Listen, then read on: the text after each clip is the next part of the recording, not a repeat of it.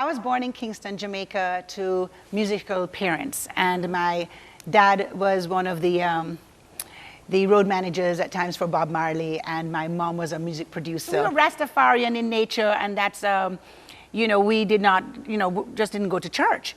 And when my parents got divorced, of course, my dad was in music, so he was on tour a lot. My mom was on drugs, and she was missing a lot. So as time went on, then I ran away from home. So I ran away from home when I was 13. My dad was really trying to protect me, but at the time I felt like sometimes you think that protection is actually invasion. You don't understand the necessity of protection. Where's my mom? Anyway, I don't even know where she is. So I'm having to take care of all these different siblings. There are 4 different moms, 7 children. So me and my brother were pseudo parents in a way. Yeah.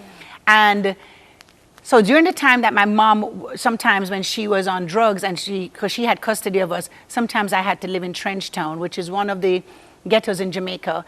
And so when I left, I ended up having an attempted gang rape on me, like about 5 different guys. And it was a miracle how I even got out of that. And the girl that invited me and was pushing me to leave my family and pushing me, let me tell you, the influence of one person, really pushing me to leave my family.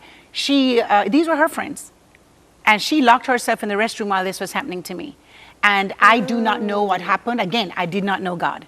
And I got out of it, got some other guys to come and help, and we got her out, and it was just so terrifying. Well, my mom heard about that I was just on the streets, kind of. Like I was clubbing, I was smoking, I was doing the most. Do you understand? The most? Called extra.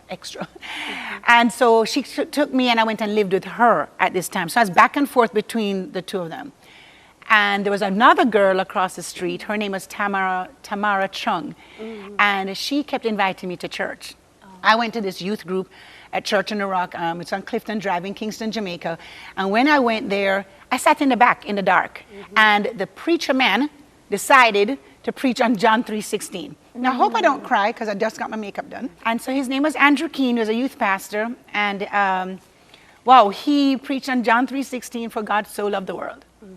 And he gave his only begotten son that whoever believes in him would not perish but have everlasting life. So he said it didn't matter where you were, who you were, where you were coming from. God loves you. You are so ever. You were worth so much that he loves you. And this unconditional love, I could not understand it. Because you're raised, you get an A, you get applauded. You get a C, you get reprimanded. Works. You're learning from a very young age to perform for affection, attention, approval, praise, acceptance. And for this God to say, I'm smoking, I'm clubbing, I'm out there, I'm young, but I'm old. And for him to say, I'll still pick you. I don't know, I do not remember other than opening my eyes and I was at the altar saying the prayer. I didn't even know what was happening. I just knew I had to have this God, whatever. Like I said, I was in Rasta. I even messed around with the Baha'i faith at one point.